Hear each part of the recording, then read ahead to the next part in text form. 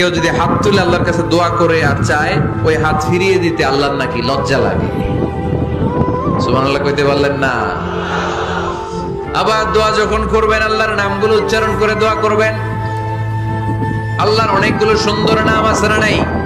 কেউ যদি হাত তুলে আল্লাহর কাছে দোয়া করে আর চায় ওই হাত ফিরিয়ে দিতে আল্লাহর নাকি লজ্জা লাগে।